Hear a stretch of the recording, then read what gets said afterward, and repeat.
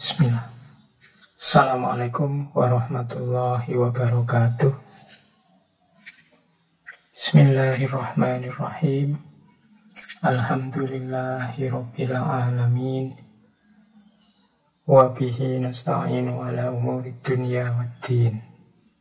Allahumma salli wa sallim wa barik ala habibina wa syafi'ina sayyidina wa maulana Muhammadin wa ala alihi wa ashabihi wa man tabi'ahum bi ihsanin ila yaumiddin. Amma ba'du. Bismillah, mari kita lanjutkan ngaji filsafat kita. Masih dalam suasana prihatin karena situasi pandemi yang kelihatannya semakin berlarut. Kita masih belum bisa membayangkan kapan situasi seperti ini akan berakhir. Tapi tentunya apapun yang terjadi, kita tetap percaya pada kasih sayangnya Allah, Rahman Rahimnya kepada manusia. Insya Allah, seperti di banyak sesi sudah kita kaji, segala kesulitan, segala kerumitan hidup ini pada akhirnya akan berbuah kemudahan. Inna ma'al usri yusra. Sesungguhnya mengiring kesulitan itu ada kemudahan. Baik, ya karena masih situasi pandemi, kita ngajinya masih jarak jauh. Ini saya beberapa kali dimohon untuk memulai lagi ngaji yang offline, langsung face to face. Saya senang sekali kalau memang itu sudah bisa kita lakukan. Tapi kalau memang situasinya belum memungkinkan, ya bukan berarti kita harus berhenti belajar, bukan berarti kita berhenti nambah wawasan, nambah pengetahuan. Karena kuncinya orang hidup tetap ada pada ilmu dan pengetahuan. Baik, kita lanjutkan ya tema bulan ini. Kita belajar cara berfilsafat yang baik. Minggu lalu kita belajar seni bertanya, bagaimana cara bertanya yang baik. Malam hari ini kita akan belajar tentang berdebat. Berdebat secara baik. Kalau dalam bahasanya Al-Quran kan ada wajadilhum billati hiya ahsan. Dan debatlah mereka dengan cara yang baik. Insya Allah hampir semua yang mendengarkan ngaji malam hari ini itu sudah pernah mendengar ayat ini, bahwa Al-Quran menyarankan kita berdebat secara baik. Hanya saja banyak di antara kita yang sebenarnya belum terlalu paham yang dimaksud berdebat secara baik itu berdebat yang seperti apa. Maka malam hari ini mari kita sebentar menyisihkan waktu belajar tentang cara berdebat yang baik. Oke ya. Baik, bismillah.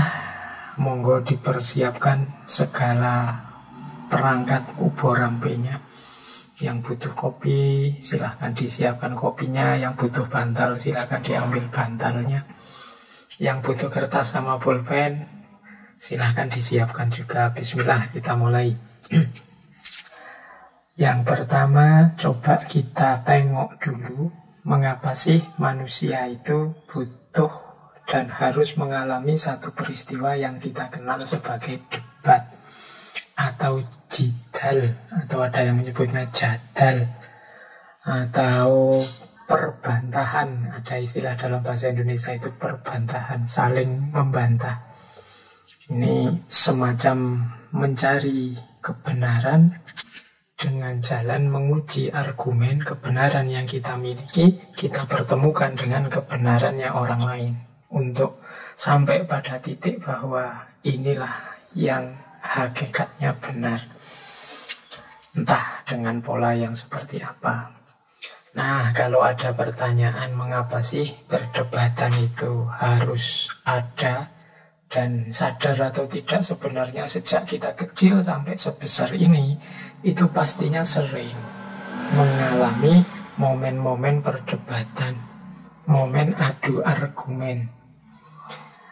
Kita punya kebenaran, dia dan mereka punya kebenaran, kemudian kita bertemu, adu argumentasi untuk mencari kebenaran siapa yang unggul. Kan gitu dasarnya debat itu. Mengapa kok momen semacam ini terjadi? Ada beberapa variabel yang membuat momen debat ini sering terjadi dalam kehidupan manusia.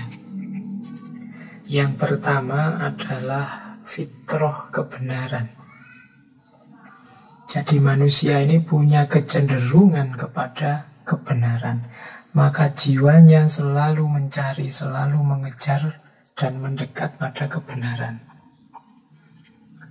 Nah, fitrah kebenaran ini ketemu situasi kedua, yaitu sunnatullah, keragaman.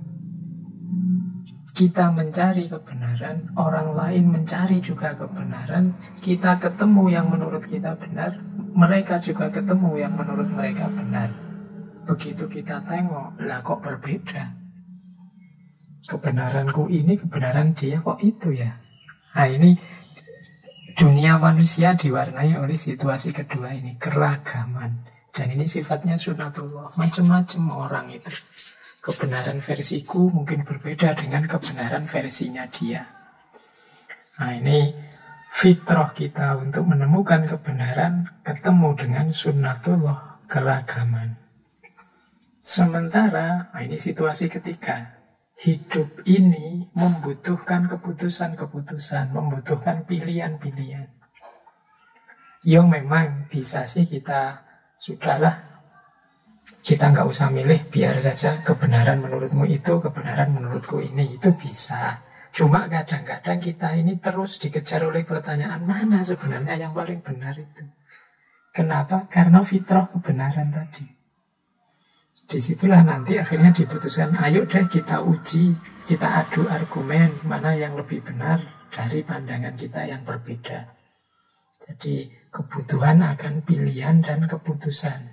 Dari banyak kebenaran ini mana yang akan kita pilih? Nah itu di situ meniscayakan terjadinya diskusi perdebatan.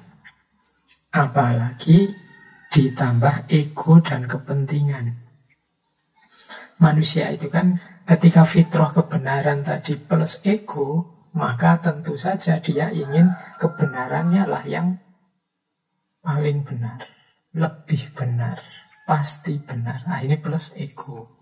Loh, tidak cuma kita, orang lain juga begitu. Mereka ingin kebenarannya lah yang paling benar, pasti benar. Nah, plus ada lagi nanti selain ego apa? Kepentingan. Kepentingan ini, aku butuh ini, aku butuh itu. Sehingga ini harus benar. Itu jangan sampai benar, itu kepentingan. Jadi mengapa lahir situasi perdebatan? Karena fitrah manusia adalah kebenaran. Di samping itu sunnatullah dalam hidup adalah keragaman. Sementara dalam hidup ini kita membutuhkan keputusan-keputusan, pilihan-pilihan terhadap mana yang lebih benar, mana yang paling benar. Ditambah lagi ego dan kepentingan kita ikut bermain. Maka terjadilah kemudian ketika yang beragam ini bertemu, muncullah debat. Oke, jadi inilah yang menjadi dasar mengapa sih kok ada fenomena sejenis perdebatan ini dalam kehidupan manusia. Kita tidak ngerti teori ini pun sebenarnya sudah mengalami. Dalam banyak momen hidup kita berdebat, berbeda pandangan, kemudian mencari pandangan, menguji pandangan kita bersama orang yang berbeda dengan kita. Itu debat.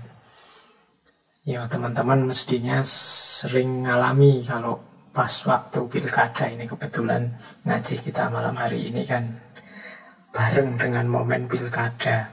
Itu kan sebelum coblosan kan ada itu debat sesi 1, sesi 2, sesi 3 ketika para paslon mengadu argumen tentang kebenaran yang mereka tawarkan untuk masyarakat nantinya. Momennya kita kenal sebagai debat.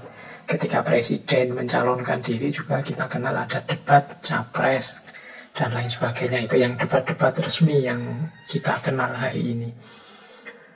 Baik, kita lanjutkan. Paling tidak teman-teman meskipun tidak saya jelaskan ya sudah ngerti lah apa itu debat, seperti apa cirinya debat.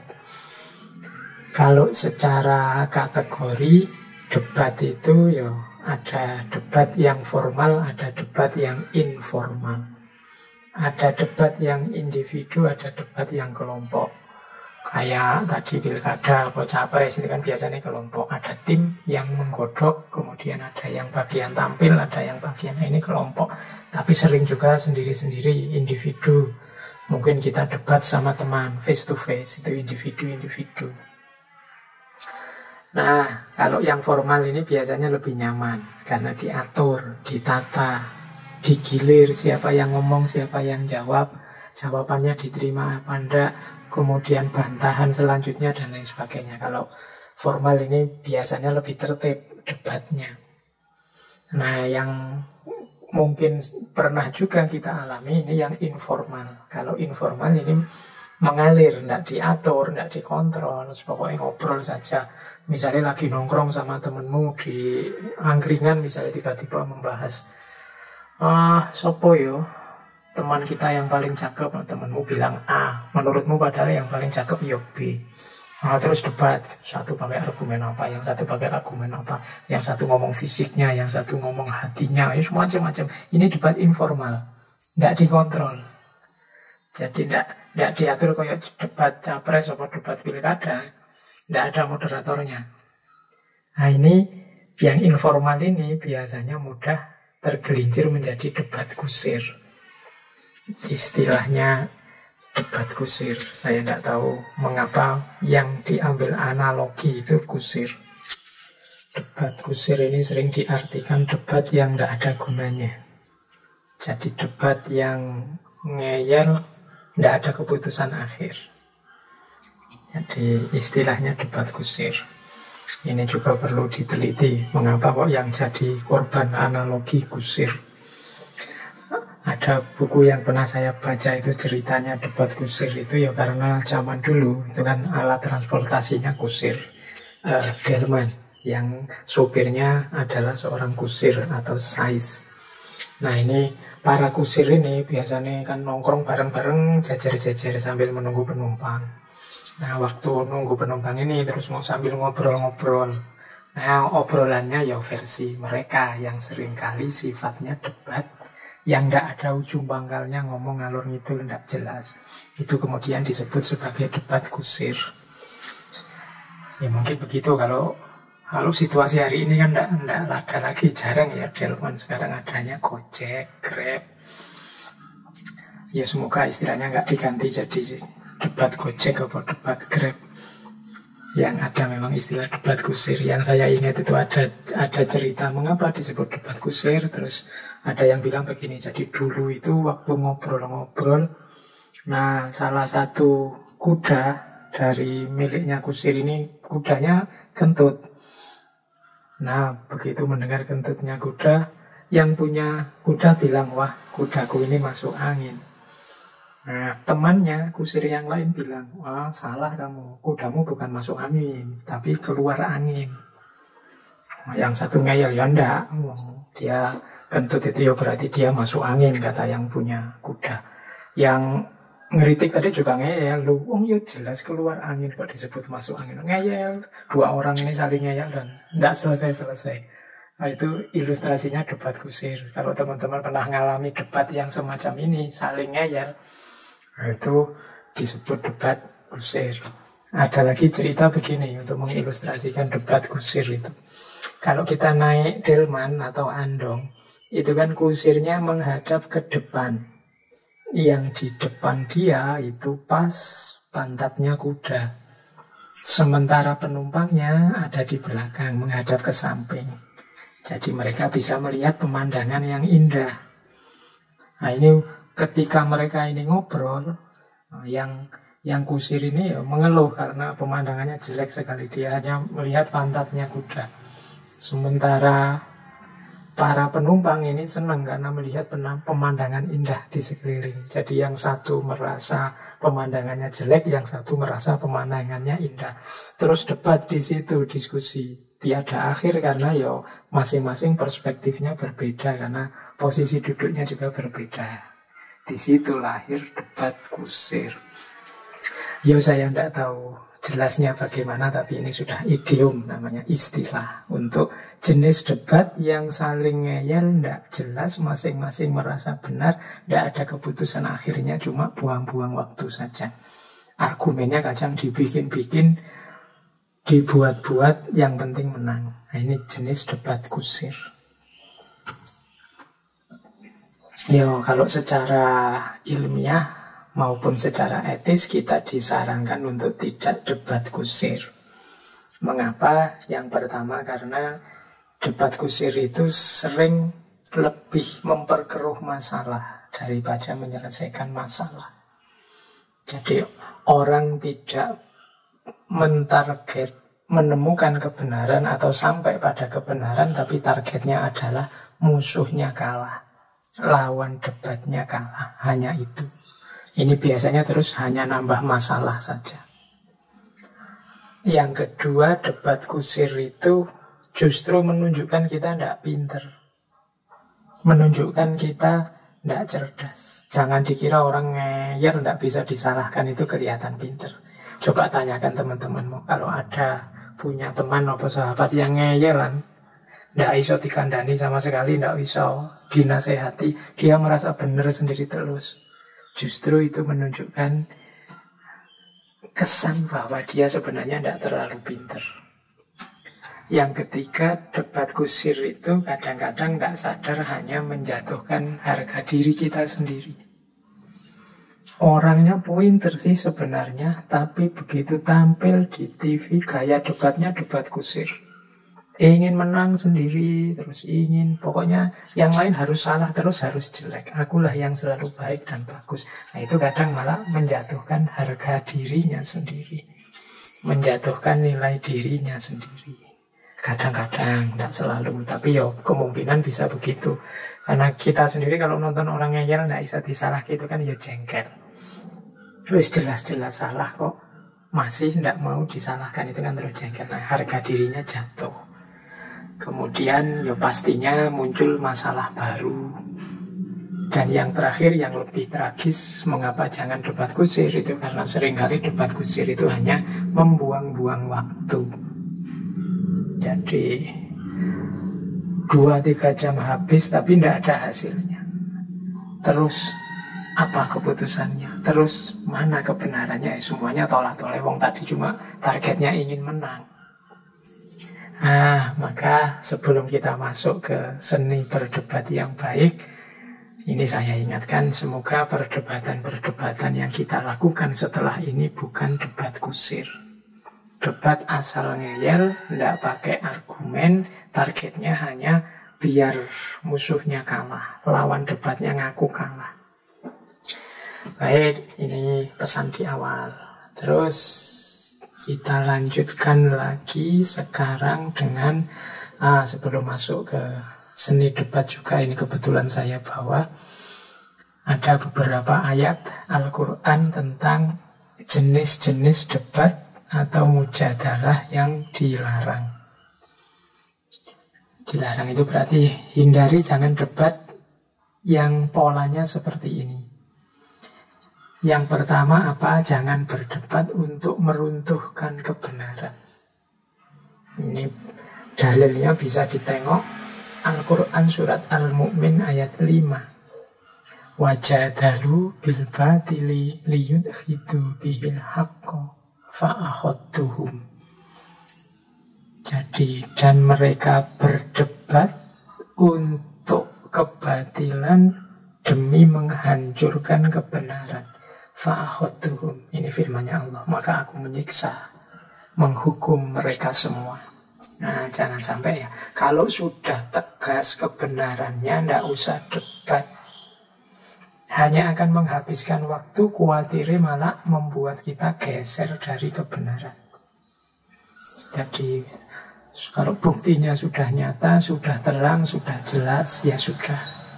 Ini selain membuat jalan kita lurus, juga melatih mental kita. Jangan lupa jiwa kita itu tergantung apa yang kita lakukan, kita biasakan. Kalau kita membiasakan diri menyeleweng dari kebaikan, membantah kebenaran yang telah jelas, khawatirnya jiwamu tidak peka terhadap kebenaran. Atau kebenaran kamu anggap kebatilan, kebatilan kamu anggap kebenaran. Itu yang sering kita sebut jiwanya jadi gelap. Karena tidak bisa membedakan mana cahaya, mana kegelapan. Yang sudah jelas-jelas cahaya dianggap gelap, yang gelap dianggap cahaya. Jadi jangan debat tentang hal untuk meruntuhkan kebenaran atau tentang hal yang sudah jelas kebenarannya. Oke. Ya, selain surat Al-Mu'min ada surat An-Anfal ayat 6. Yujadilunaka fil haqqi ba'dama tabayyana. Mereka itu mendebatmu dalam kebenaran padahal sudah jelas.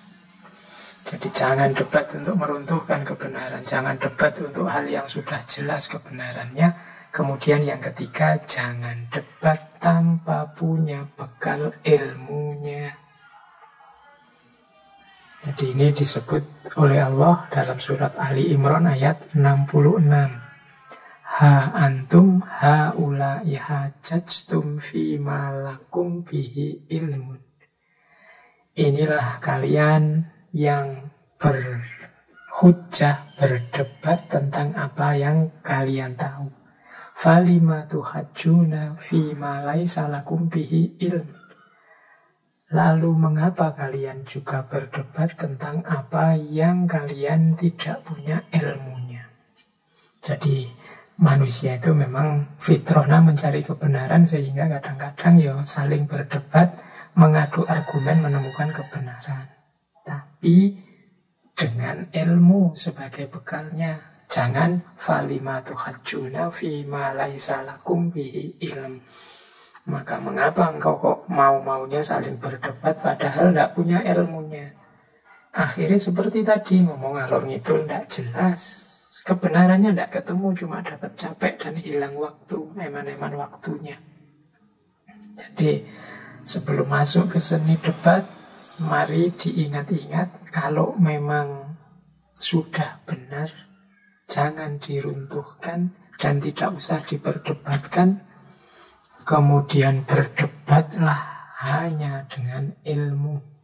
Jangan berdebat hanya menuruti ambisi, nafsu, emosi, tapi tidak ada ilmunya.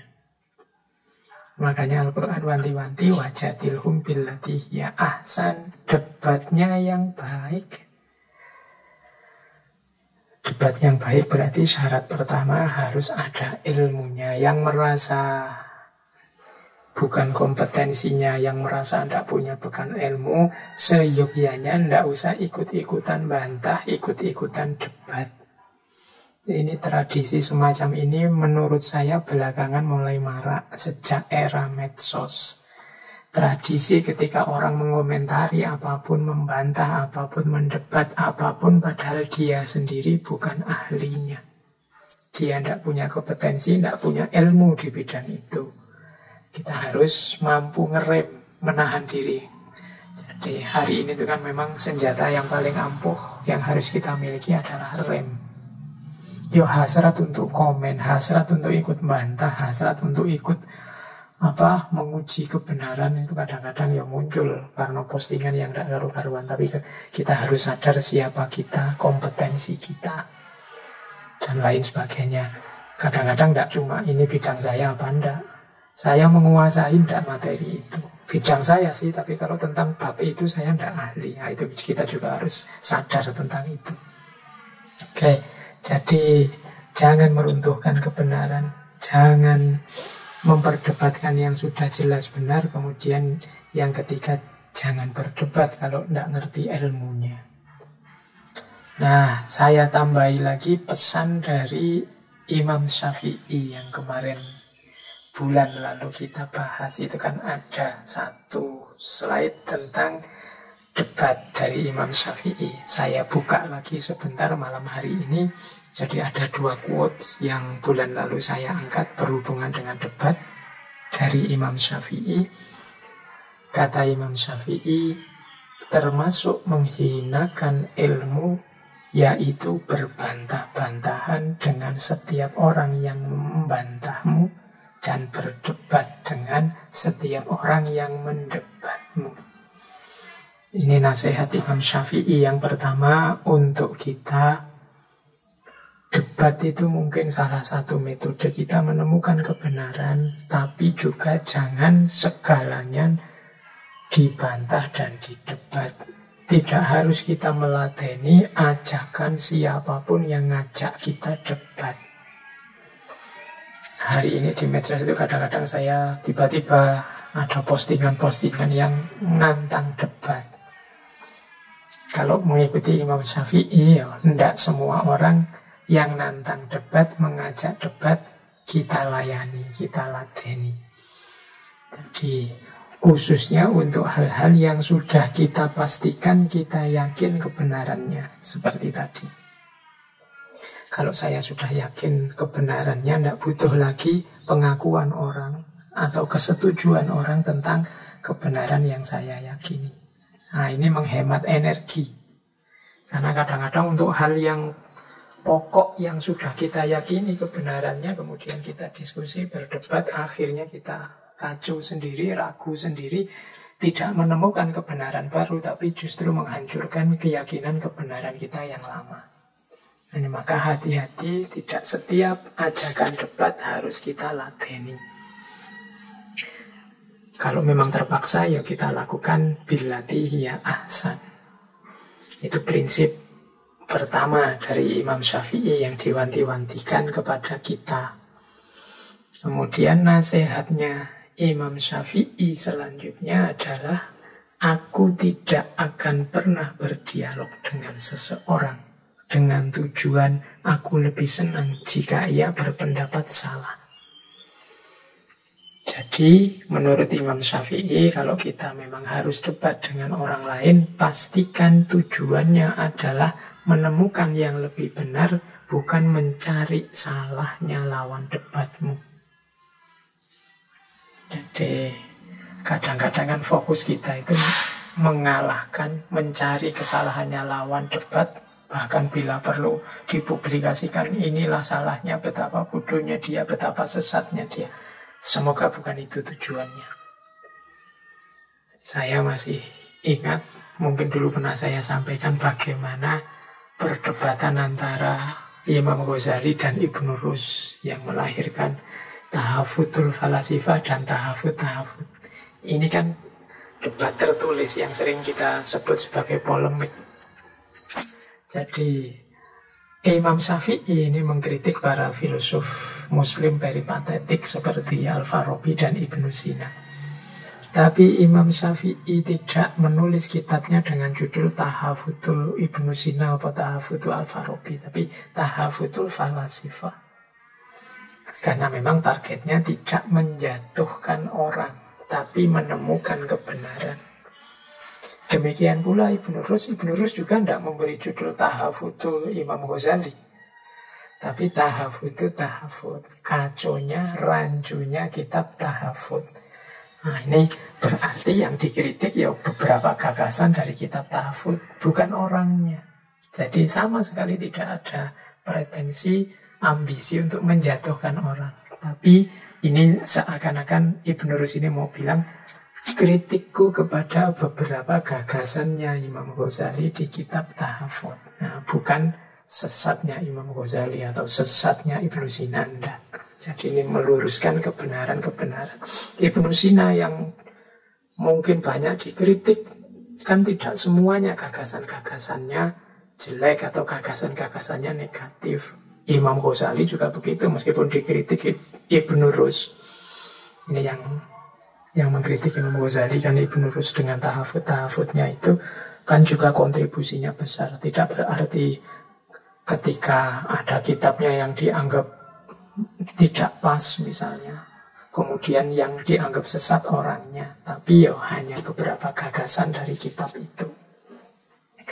Sementara gagasan yang lain ya tetap diakui secara gentle bahwa kontribusinya juga banyak, juga luar biasa. Ibnu Sina juga yang dikritik oleh Imam Ghazali kan juga beliau tidak hanya filosof yang punya gagasan-gagasan filsafat, tapi beliau juga menulis bidang kedokteran, bahkan menulis juga bidang filsafat timur dan lain sebagainya. Jadi jangan berdiskusi untuk tujuan menjatuhkan orang atau tujuan dengki, senang kalau orang lain terbukti salah. Tujuannya satu-satunya hanya kebenaran dan untuk kebenaran saja. Oke, jadi ini pesan-pesan sebelum kita masuk ke materi seni berdebat yang baik.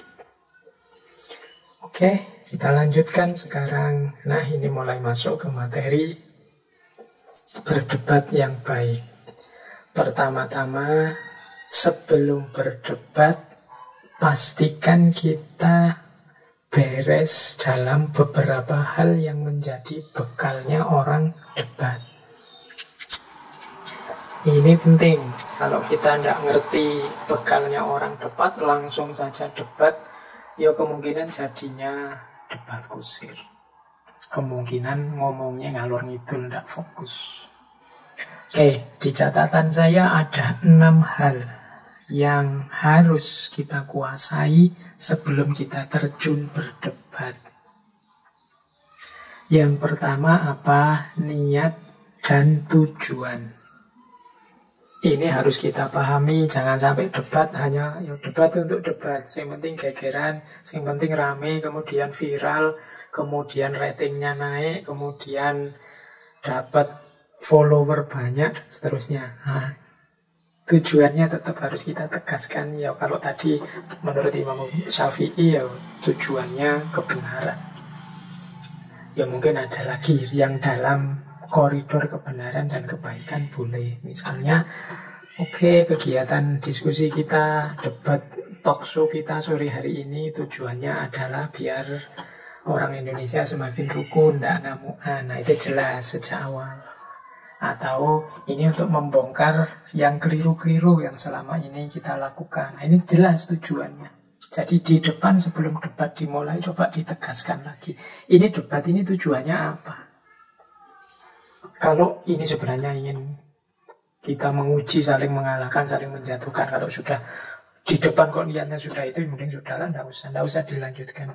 Nanti tiwas debat hanya nambah musuh saja. Coba ditegaskan lagi. Nah ini teman-teman mungkin nanti ada yang tiba-tiba diundang TV untuk talk show atau untuk acara debat apa. Coba ditanyakan dulu niat dan tujuannya apa. Targetnya diskusi nanti apa. Membuat orang sadar, membuat orang tercerahkan, memberi informasi saja, atau meluruskan dari informasi yang sesat, atau coba ditegaskan lagi. Kalau tujuannya memang positif dalam koridor kebenaran, kebaikan, keindahan, silahkan dilanjutkan. Oke. Yang kedua, pengetahuan. Pengetahuan ini berarti tadi ya, ilmu. Jangan terjun berdebat tanpa bekal pengetahuan. Nanti ngawur, nanti ngarang, asal menang. Debatnya tidak produktif, tidak menghasilkan sesuatu. Maka sebelum berdebat ya harus belajar dulu, memberdayakan diri dengan ilmu dan pengetahuan. Mungkin dengan membaca-baca buku, mungkin dengan menggali informasi dari sana-sini. Harus punya pengetahuan. Kalau penelitian itu namanya harus punya data, biar tidak asal ngomong. Itu bekal kedua. Kalau sudah mau terjun debat, setelah melakukan refleksi, lah yo, saya ini loh kok sudah mau debat. Kira-kira aku ngomong apa yang tidak tahu, bukan bidang saya, atau saya belum mendalami ini. Mending tidak usah. Kasihan sudah capek-capek, nanti yang lain hilang waktu, hilang tenaga, tapi tidak ada hasilnya apa-apa. Jadi yang kedua, perkuat diri dulu dengan ilmu. Yang ketiga, untuk berdebat kita harus full amunisi. Intelijensi kita harus sudah terasah. Tajam menganalisis, tajam membaca peristiwa, tajam mencari relasi korelasi, tajam mengamati, mengkritisi kalau ada yang tidak pas keliru, tajam melihat kalau ada reduksi-reduksi data yang dipotong dan lain sebagainya. Ini namanya intelijensi. Jadi siapkan cara bernalar, cara berpikir sejernih mungkin. Jadi Pak, saya sedang tidak konsen ini Pak, saya sedang tidak bisa berpikir jernih, masalah hidup saya macam-macam. Oke, kalau gitu jangan debat dulu. Mungkin saya ahlinya Pak, tapi ini suntuk sekali saya, mood saya sedang jelek. Jadi saya tidak bisa berpikir dengan terang ini. Oh ya sudah, kalau gitu jangan debat dulu deh, karena debat butuh kemampuan intelijensi yang penuh.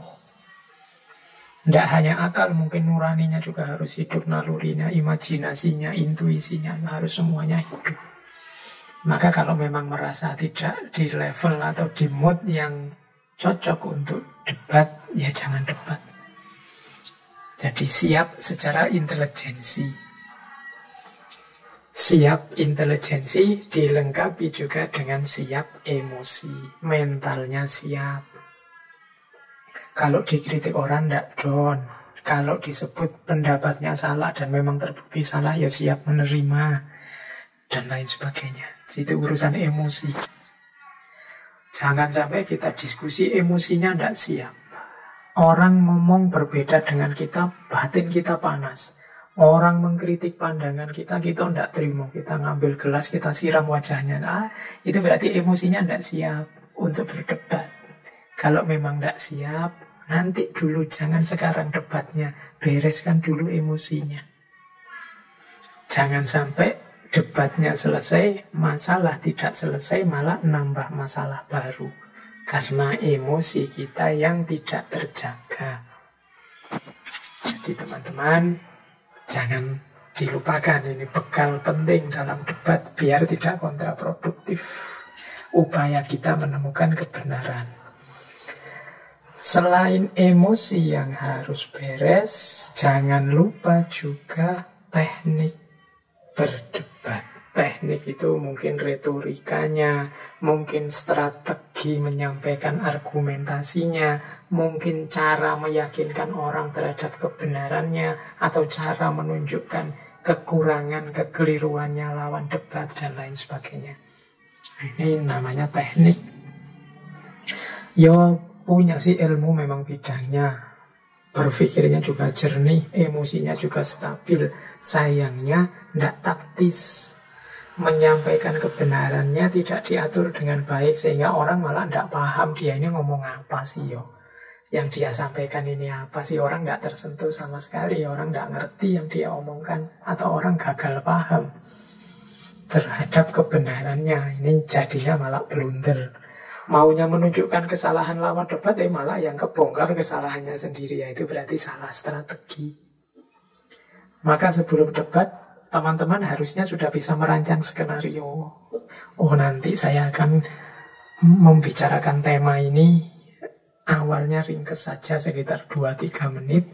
Kuncinya yang penting orang tahu bahwa problem utamanya ini. Setelah itu solusi-solusi yang saya tawarkan saya baca ringkes saja. Nanti kalau ada pertanyaan baru saya jelaskan panjang lebar. Nah, ini namanya teknik. Jadi cara menyampaikan itu juga penting. Jangan sampai sudah full amunisi, siap debat, ngomongnya tidak karu-karuan. Harusnya diomongkan di akhir, diomongkan di awal. Harusnya untuk meyakinkan orang, malah membuat orang ragu-ragu.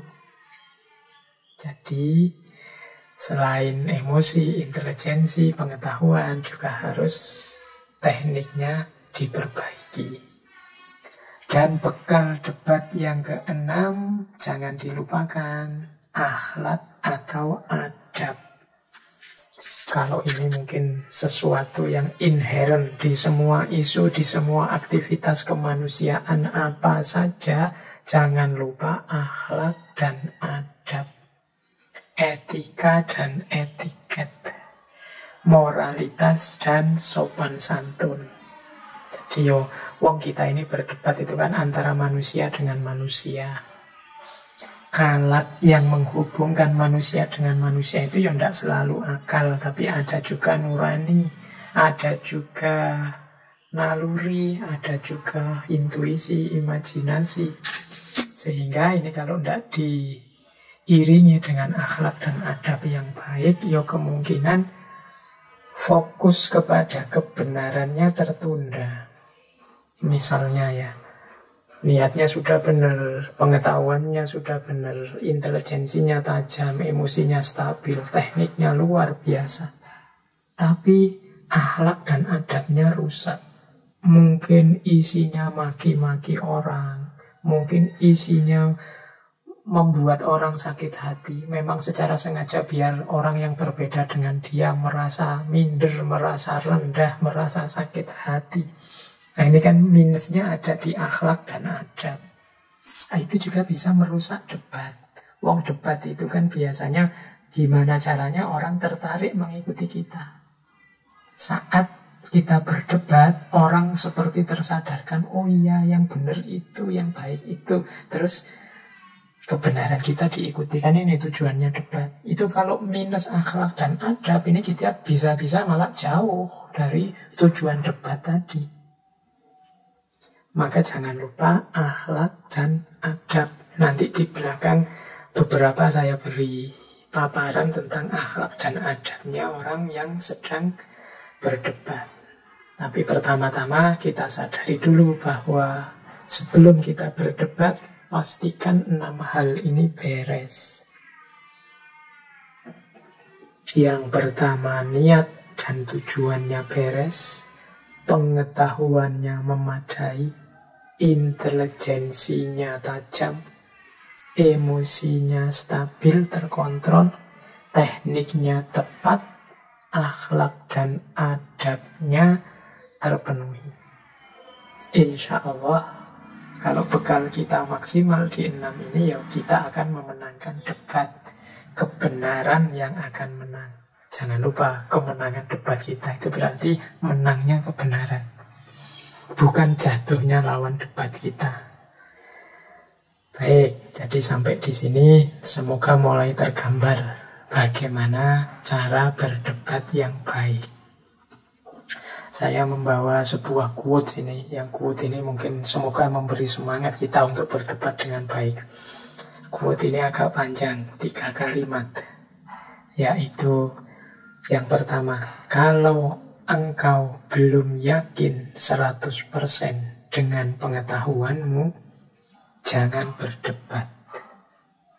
Yang kedua, kalau engkau belum yakin 100% dengan kemampuan komunikasimu, jangan berdebat.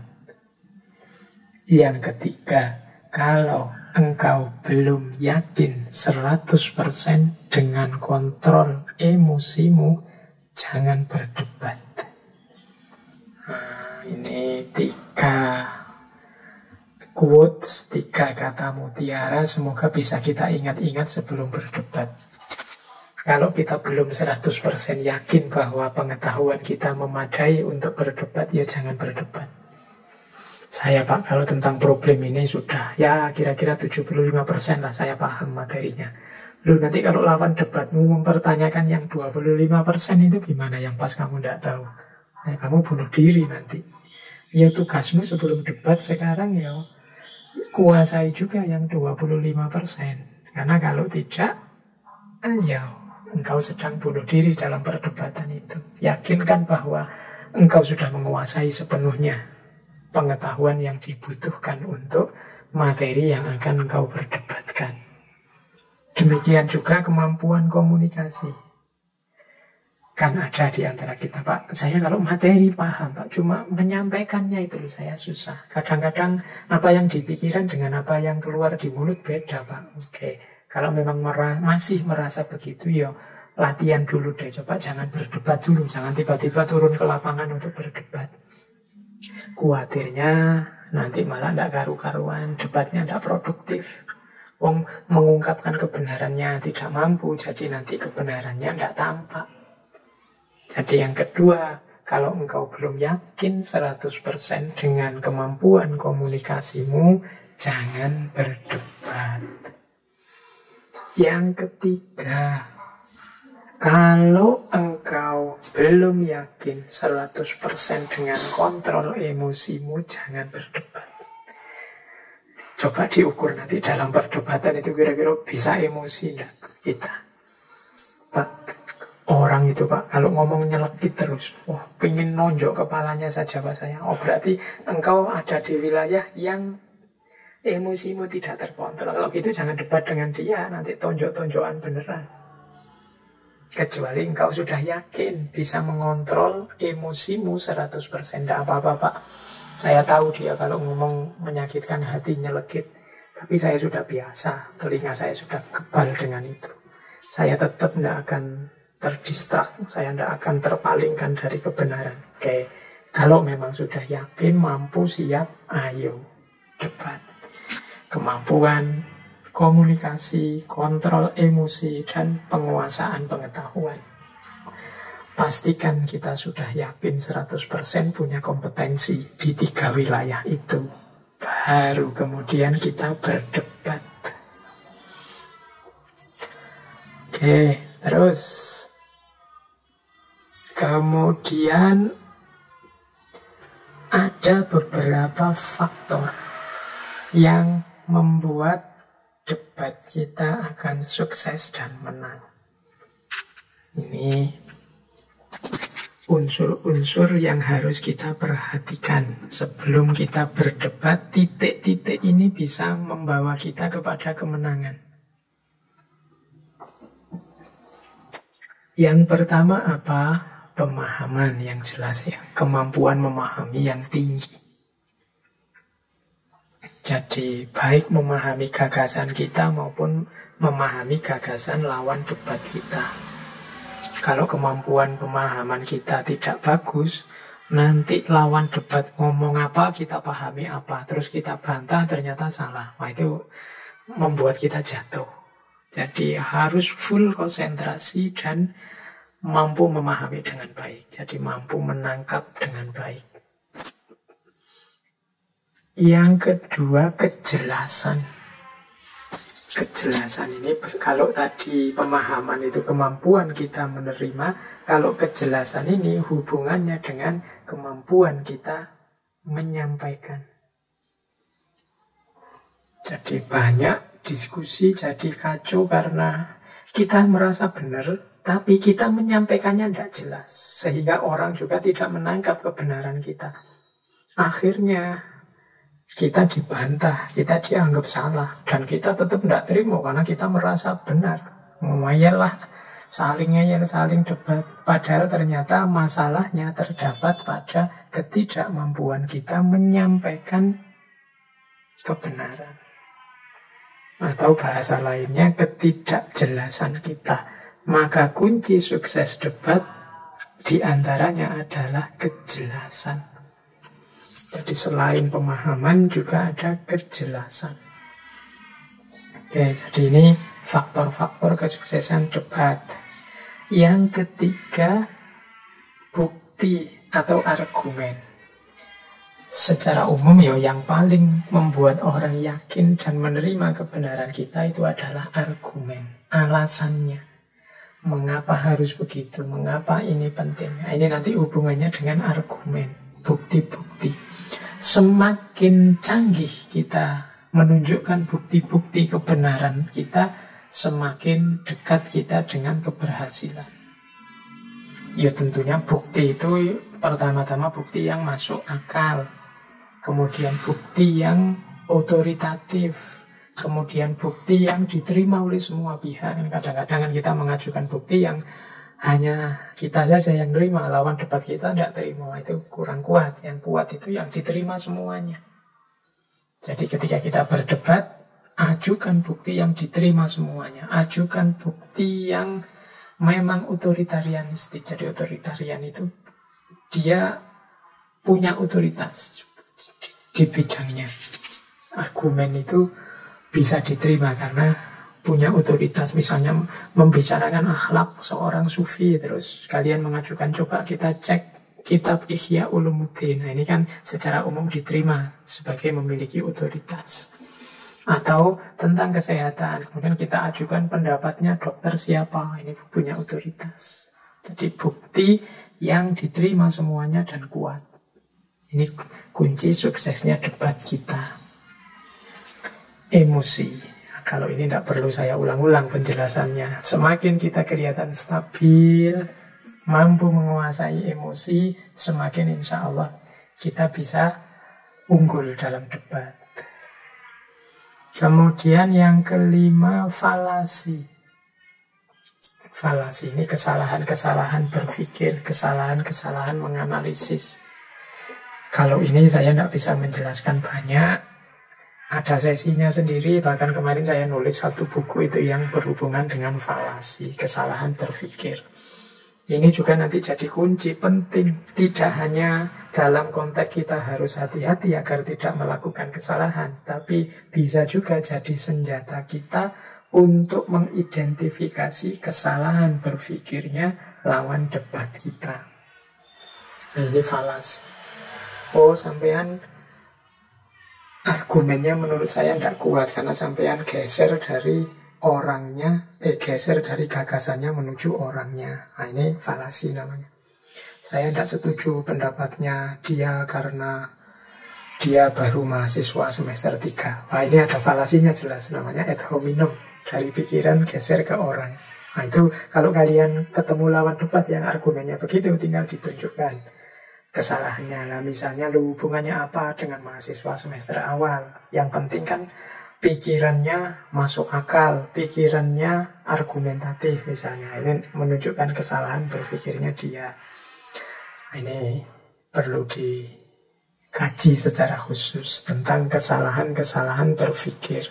Dulu ngaji filsafat era-era paling awal itu pernah satu sesi saya membahas tentang logical fallacy. Tapi itu pun ya hanya pancingan saja. Masih sangat banyak jenis-jenis kesalahan berpikir yang lain yang kita harus hati-hati. Dan yang terakhir pastinya akhlak dan juga adab. Kalau ini saya tidak harus menguraikan detail. Ya, insya Allah teman-teman yang rajin mengikuti ngaji ini paling tidak sudah punya pandangan yang menganggap akhlak dan adab adalah sesuatu yang harus kita utamakan dalam hidup, termasuk dalam perdebatan. Oke, baik, kita lanjutkan. Ini tadi variabel-variabel yang mendukung kesuksesan debat. Nah, sekarang kita belajar lagi debat yang baik. Kita ambil prinsip yang pertama. Debat yang baik yang kita lakukan, jangan lupa tadi prinsip kejelasan. Nah, ini strategi agar kita masuk dalam prinsip kejelasan. Strategi mengungkapkan pikiran secara jelas. Nah, yang pertama berhubungan dengan prinsip kejelasan adalah kalau ngomong jangan ngalor ngidul, to the point saja. Tidak usah omong kosong kemana-mana. Saya tidak tahu ya, kadang-kadang mungkin teman-teman ini kalau ngomong itu yang dibayangkan ilustrasi-ilustrasi kata-katanya apa, kemudian kembangan-kembangan narasinya apa, sehingga kadang-kadang inti gagasannya cuma sak kalimat, tapi ngalor ngidulnya sebelum sampai pada sak kalimat itu membuat orang capek.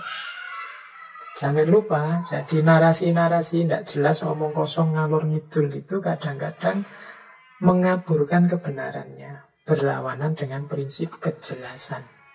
Ya, ngalor ngidul itu kalau di bahasa Indonesia kan ke utara ke selatan, kayak orang bingung.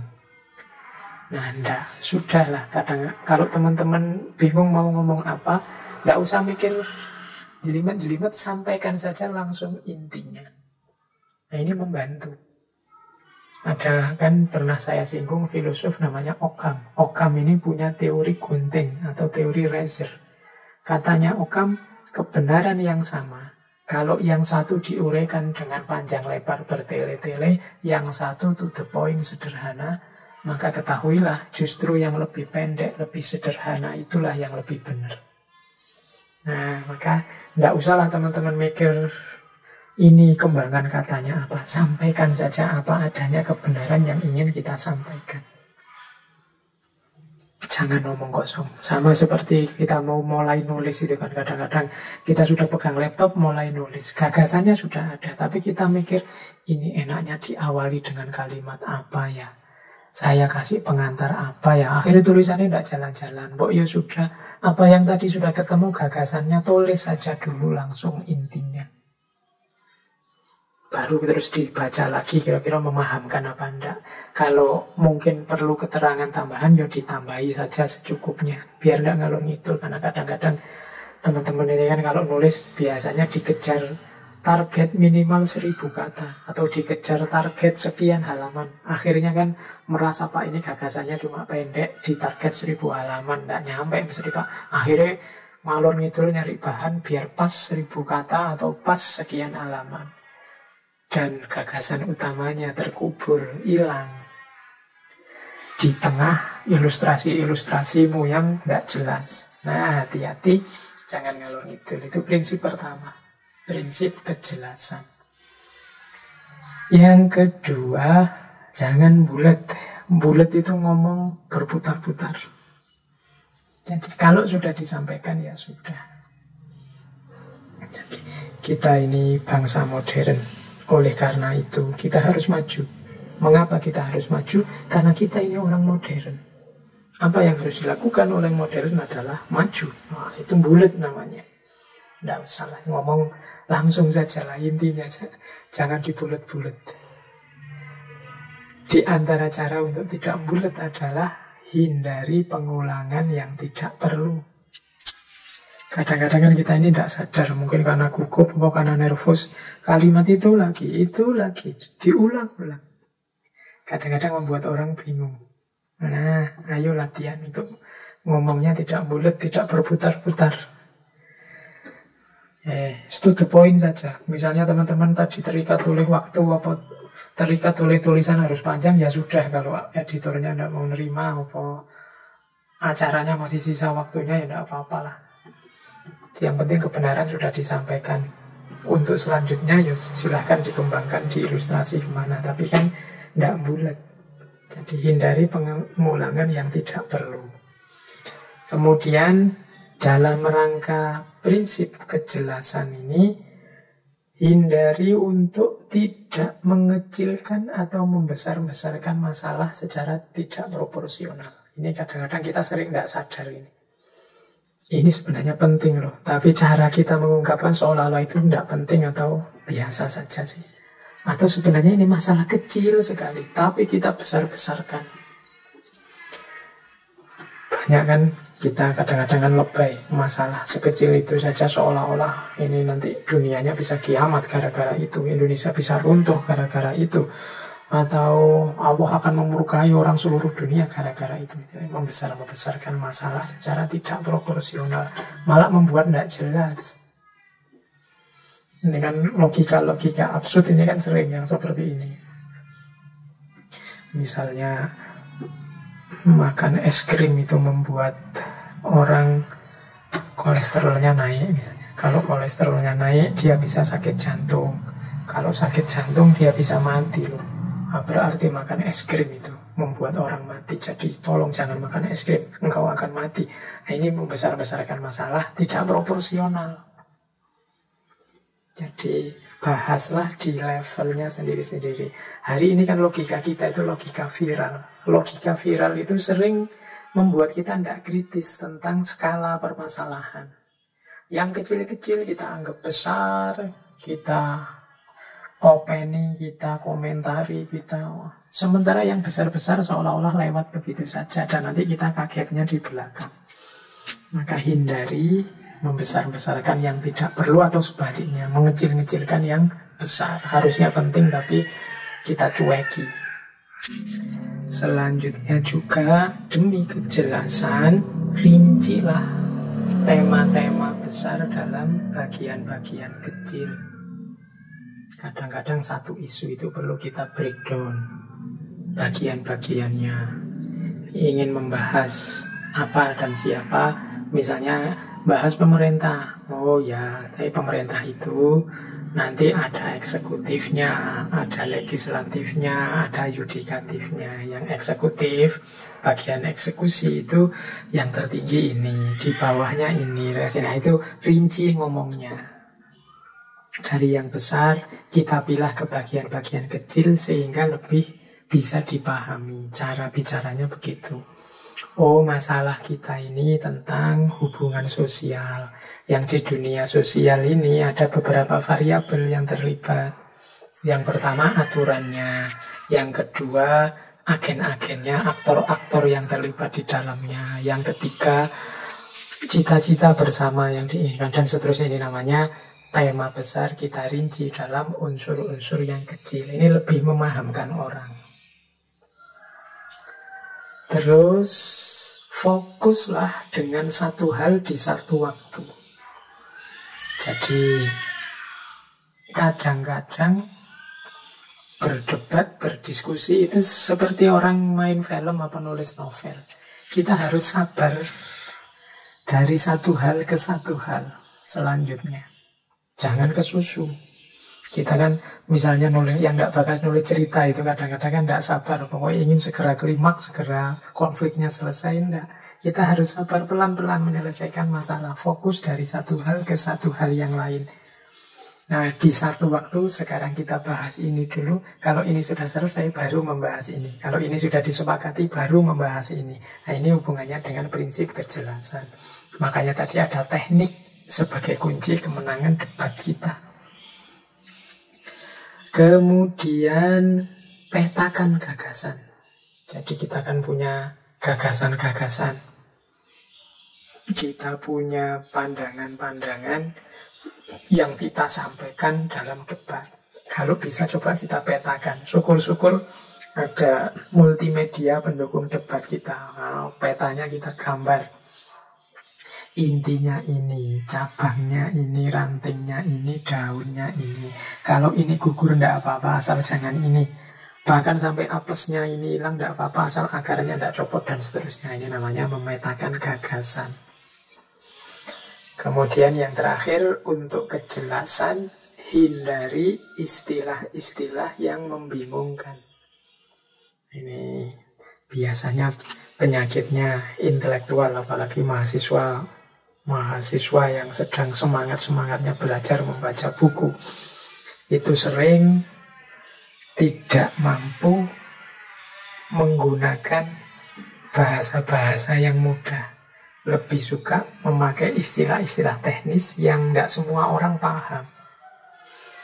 Akhirnya orang menebak-nebak sendiri dan mengira-ira maksudnya. Dan ini rentan kebingungan, rentan salah paham, kebenaran kita akan disalah paham.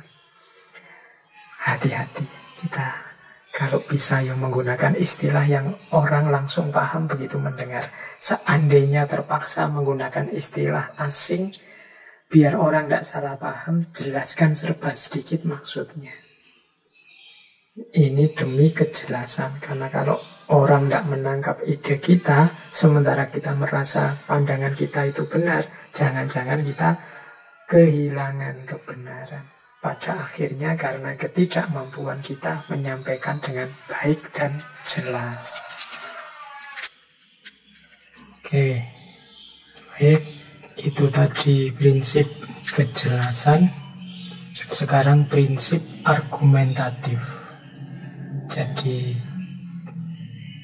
bagaimana kita membuat argumen yang meyakinkan, yang membuat orang mengikuti kebenaran yang kita sampaikan.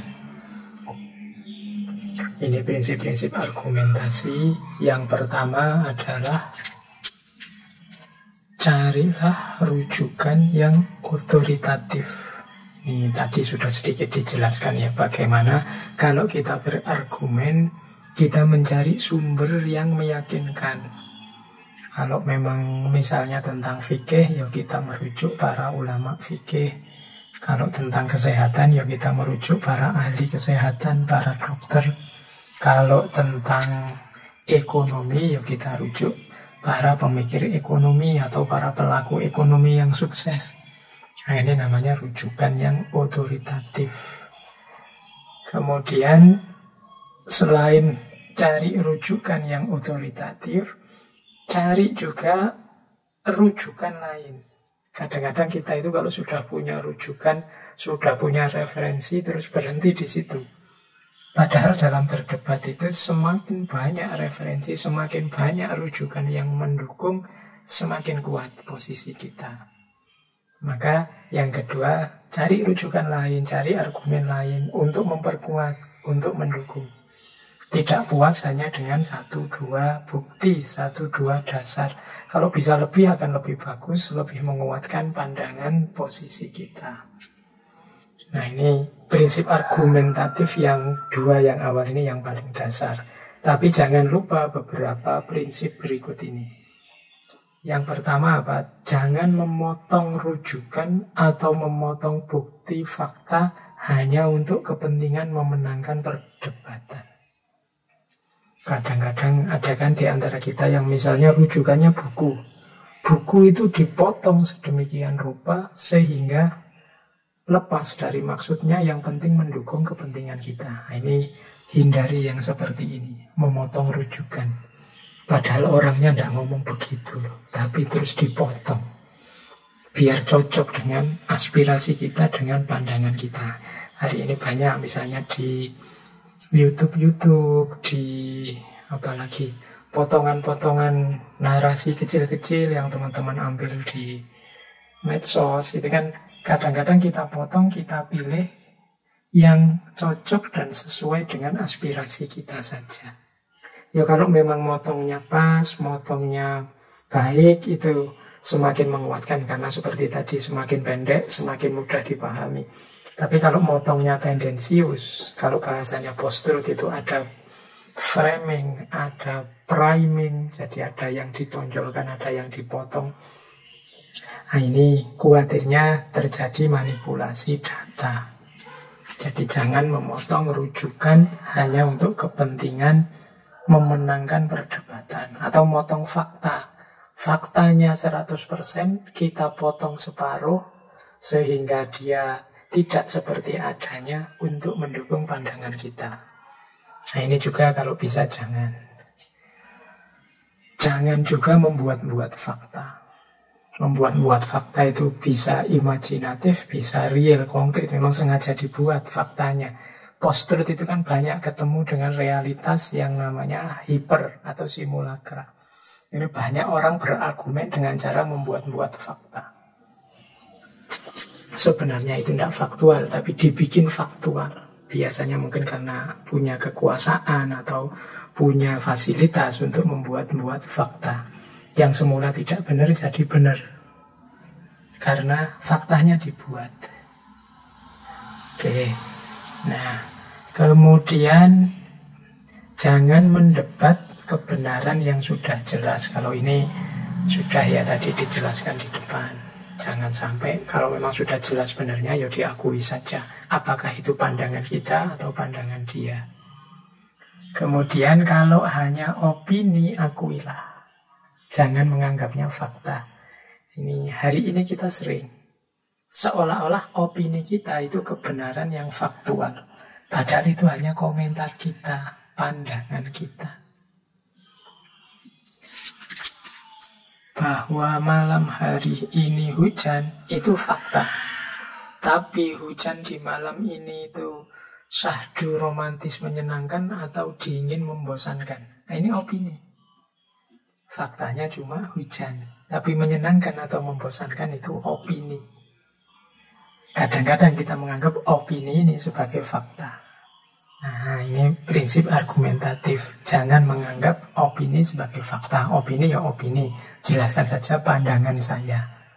Bukan kebenarannya atau kenyataannya. Kadang-kadang untuk opini kan kita awali dengan kalimat kebenarannya begini loh. Kenyataannya begini loh. Enggak, itu bukan kebenarannya atau kenyataannya. Itu adalah opinimu. Komentarmu terhadap kenyataan yang sebenarnya. Kenyataan yang sebenarnya cuma hujan. Tapi kita membunyikannya sebagai hujan yang romantis atau hujan yang membosankan. Ini prinsip kedua. Setelah tadi prinsip kejelasan, kemudian prinsip argumentatif. Selanjutnya prinsip penghormatan. Jangan lupa ya, kita berdebat itu manusia bertemu manusia. Perlakukan lawan debat juga sebagai manusia yang punya pandangan berbeda dengan kita, sebagaimana dia melihat kita sebagai orang yang punya pandangan berbeda dengan dia. Maka yang pertama, hindari menyerang orangnya, tapi kritiklah gagasannya.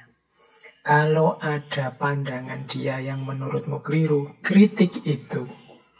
Jangan orangnya, kritik pandangannya. Kalau ada tindakan dia yang pas, ya kritik tindakan itu. Jangan orangnya. Kalau orang itu kan berarti totalitas dirinya. Kita serang semua. Padahal yang keliru kan hanya bagian kecil. Mungkin pandangan tertentu atau tindakannya tertentu. Orang ini ya masih manusia. Secara totalitas pasti masih banyak kebaikan-kebaikan dalam dirinya. Mungkin dia sayang keluarganya, mungkin dia peduli pada tetangganya, mungkin dia masih banyak kebaikan-kebaikannya. Hanya saja dalam tema ini pikirannya menurut kita keliru. Hanya saja dalam tindakannya itu menurut kita tidak pas. Yo pikiran itu dan tindakan itu yang kita kritisi. Bukan totalitas orangnya. Jadi yang pertama itu jadi pedoman. Yang kedua, hindari menyebut keburukan atau kesalahan orang di luar tema yang sedang dibahas. Misalnya temanya tentang apa, terus kita ngungkit kesalahannya dulu. Alah, kamu dulu waktu sekolah kan saya sekelas sama kamu. Kamu biasanya nyontek aja. Ini tidak relevan. Jadi jangan mengungkit kesalahan orang di luar tema atau konteks yang sedang dibahas. Ini temanya apa? Yang itu tidak etis disebut kecuali kalau memang pas momennya.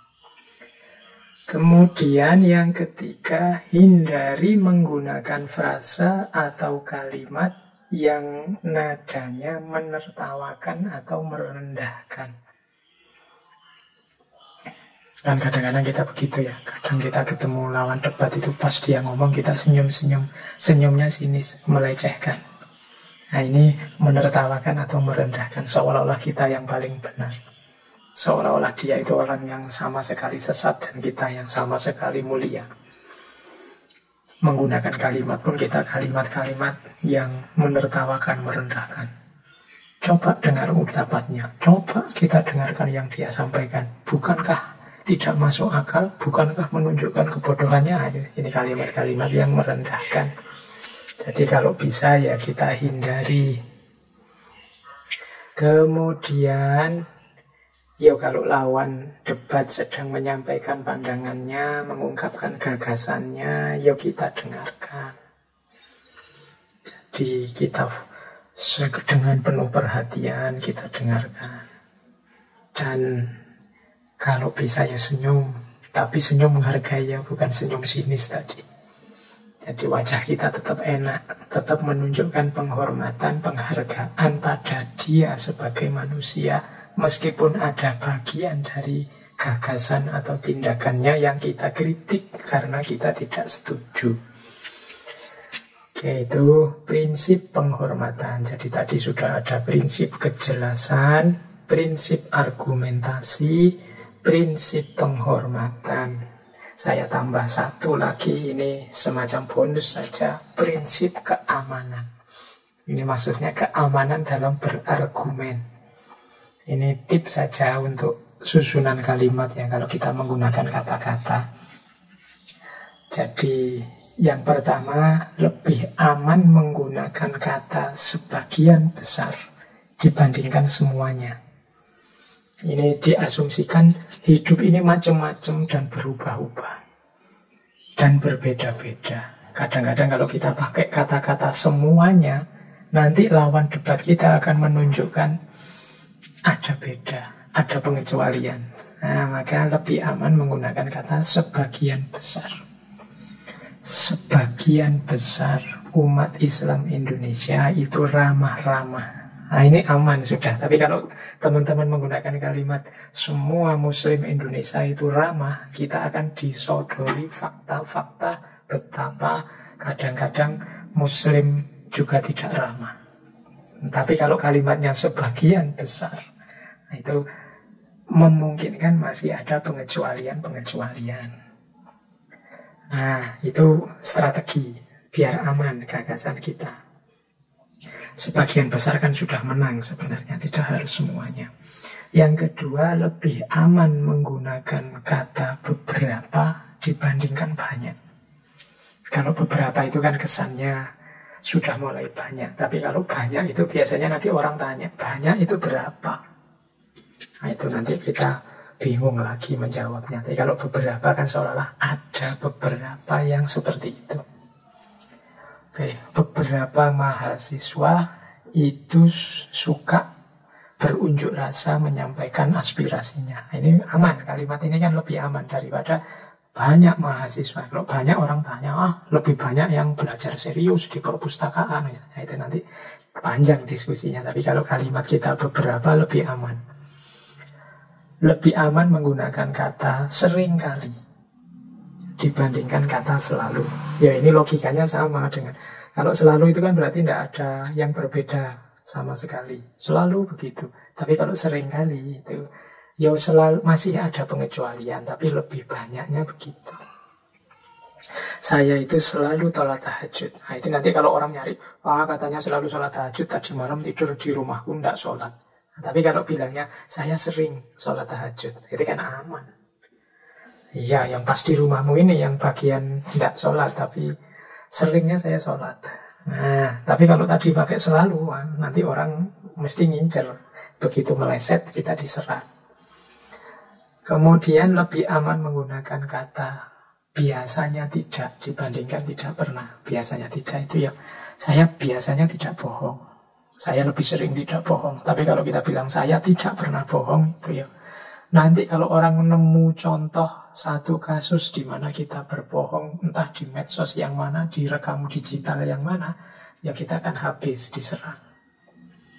Nah ini tips sebenarnya cara menggunakan kalimat yang aman, biar kita kalau diserang masih ada bobolannya, tidak langsung kalah. Kalau tadi menggunakan kalimat-kalimat superlatif, semuanya, banyak, selalu, tidak pernah, ya kemungkinan kita mudah dikalahkan. Baik, itu strategi. Oke, ingatlah. Nah ini saya bawa satu quotes menarik.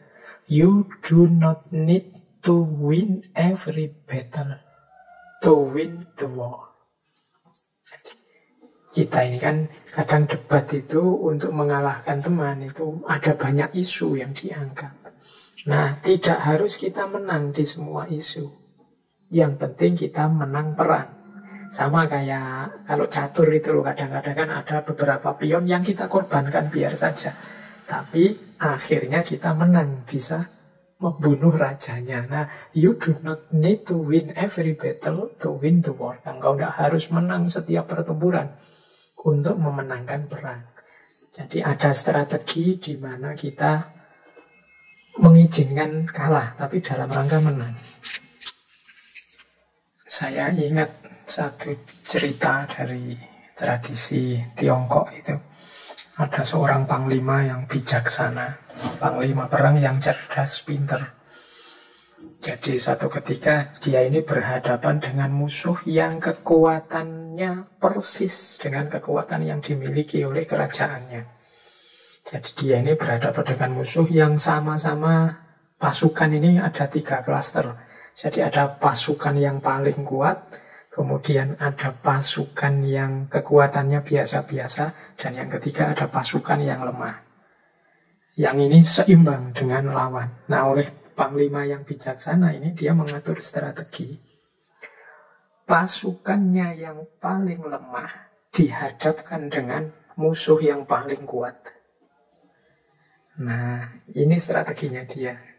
Loh kan mesti kalah, Pak. Tidak apa-apa. Kalau di satu bidang ini kalah kan nggak masalah. Tapi nanti pasukan dia yang paling kuat akhirnya melawan pasukan musuh yang biasa-biasa, pasti menang. Pasukan dia yang biasa-biasa berhadapan dengan pasukan musuh yang paling lemah, pasti menang juga. Skornya 2-1. Kalau ditabrakkan biasa saja, yang paling kuat melawan yang paling kuat, yang biasa lawan biasa, yang lemah melawan lemah, nggak mesti menang. Tapi ketika dia bikin strategi semacam itu, yang paling lemah melawan yang paling kuat, ini kan mesti kalah yang paling lemah. Tapi tidak usah khawatir, nanti yang paling kuat melawan yang biasa, dan yang biasa melawan yang paling lemah dari pasukan musuh. Nah, skornya akhirnya 2-1. Ini ilustrasi untuk menggambarkan bahwa kita tidak harus menang di setiap pertempuran untuk memenangkan peperangan. Nah, jadi debat juga begitu. Kadang-kadang ya tidak apa-apa. Kita itu kan juga bukan manusia yang sempurna. Dalam hal tertentu memang ada yang tidak pas dari pandangan kita, yang keliru. Kalau diingatkan ya diterima saja. Itu bukan berarti kita kalah. Bahkan nanti kalau ditarik-tarik sampai akhir, kemenangan debat itu bukan kalahnya lawan debat, tapi ditemukannya kebenaran. Itulah hakikat debat yang baik. Oke, kita lanjutkan. Nah, hati-hati. Ini saya mengambil dari Ihya-nya Imam Ghazali. Hati-hati ya, jangan sampai akhlak kita terganggu gara-gara debat. Menurut Imam Ghazali ada 10 titik di mana kalau kita tidak hati-hati dari akhlak kita akan lahir celah karena debat. Jadi debat ini kan kayak orang bertarung. Nah ini kalau akhlaknya tidak dijaga, kita akan mendapatkan penyakit hati, penyakit akhlak. 10 hal ini katanya Imam Ghazali, yaitu yang pertama apa? Dengki. Jadi dengki itu hasut. Kalau kita tidak hati-hati karena kita berhadapan dengan lawan, kita merasa senang kalau lawan itu salah, keliru, kalah, jatuh. Dan kita merasa susah kalau lawan itu senang, menang, sukses. Ini dengki, ini hasut. Hati-hati, jangan sampai kita jatuhnya dengki. Bahwa kita tidak setuju pikirannya, ya. Kita tidak setuju tindakannya, ya. Tapi tetap kita sayang dia, makanya kita ingin dia lurus kembali, benar kembali. Bukan dengki. Kalau dengki ingin dia jatuh, ingin dia rusak. Wis, hancurlah engkau, kalahlah engkau, matilah engkau. Itu namanya dengki. Tidak boleh. Menggelapkan hati, merusak akhlak. Titik pertama, jalan rusaknya akhlak kalau debat kita tidak hati-hati. Titik kedua, takabur. Takabur ini sombong. Merasa aku lebih benar, merasa aku lebih penting, merasa aku lebih tinggi. Ini takabur. Pintu masuknya, rusaknya akhlak juga. Yang ketiga, dendam. Berdebat kok kita kalah, dendam. Awas besok aku akan balik lagi, tak cariin argumen dan aku jatuhkan engkau. Nah ini dendam namanya. Merusak juga, menggelapkan hati juga. Yang keempat, hibah.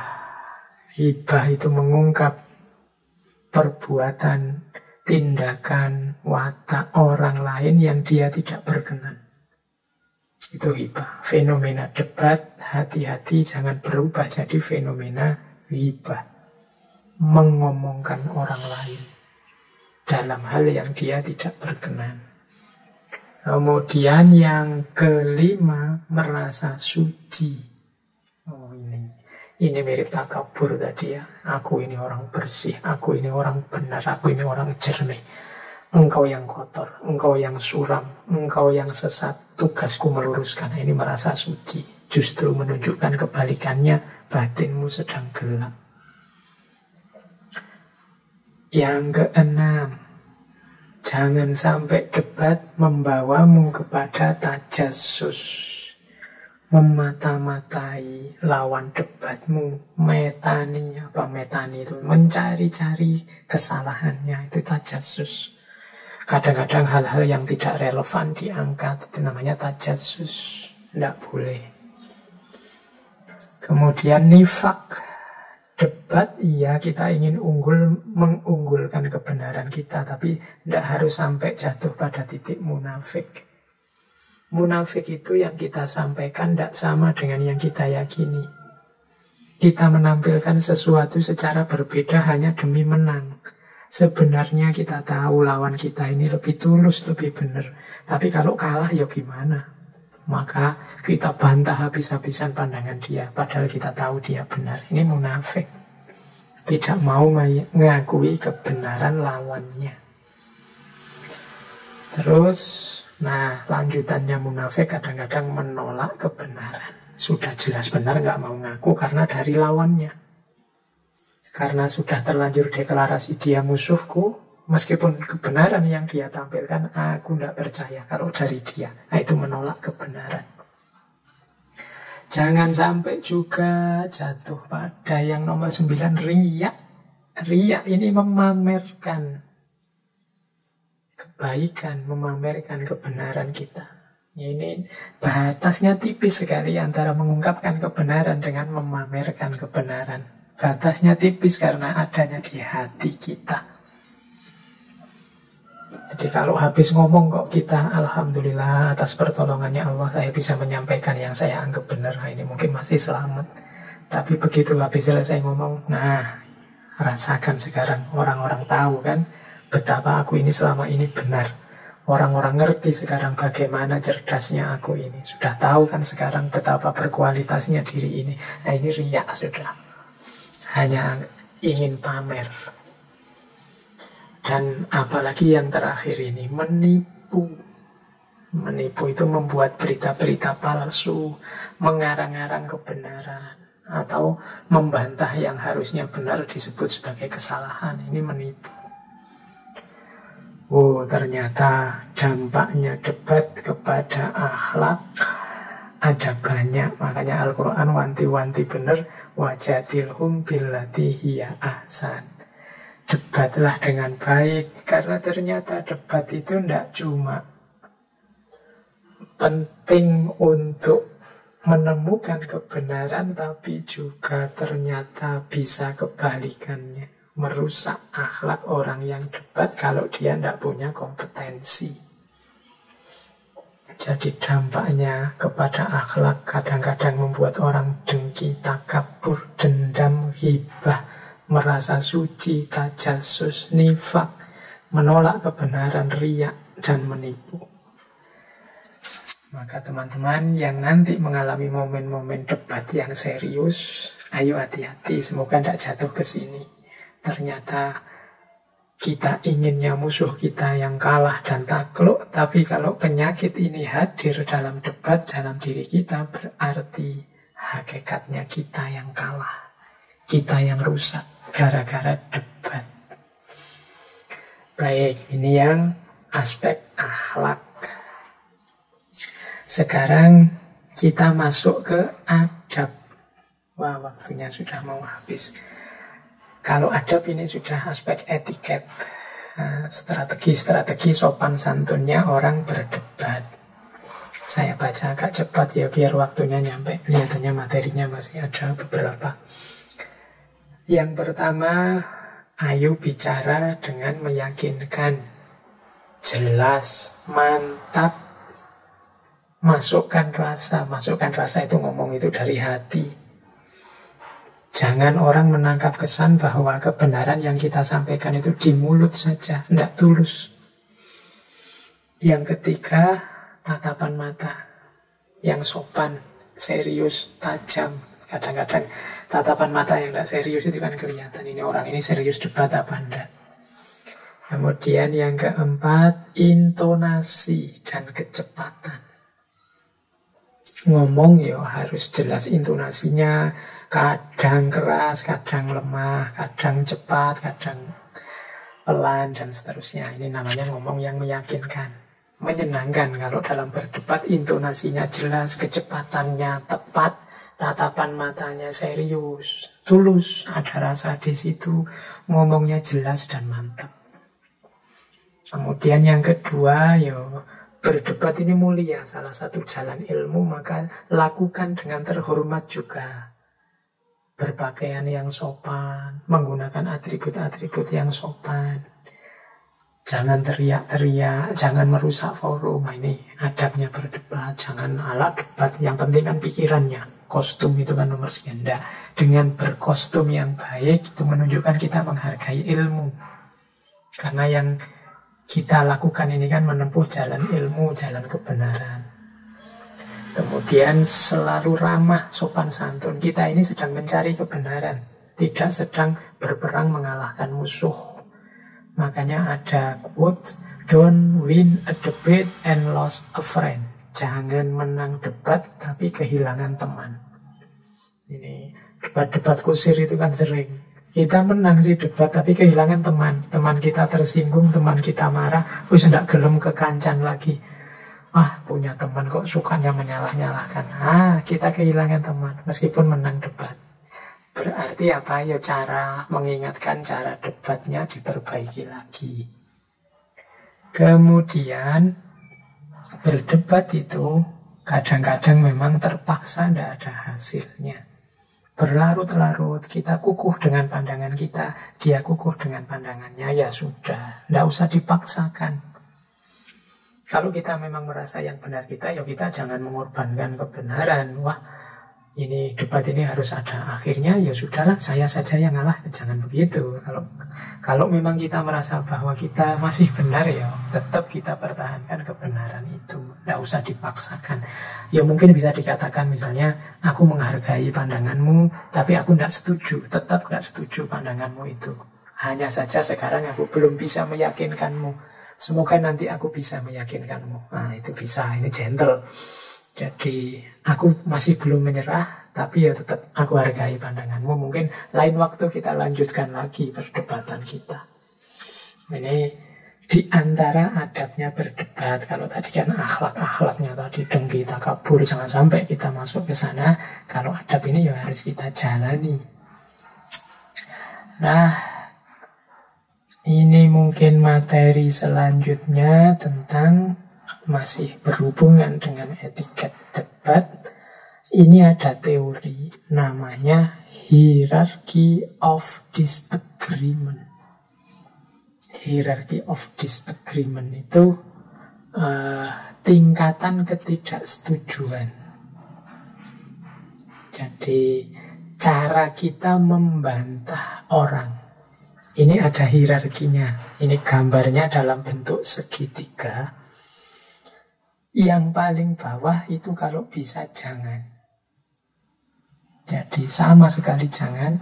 Semakin ke atas tambah baik, tambah baik, tambah baik, tambah baik. Yang paling baik, yang paling atas.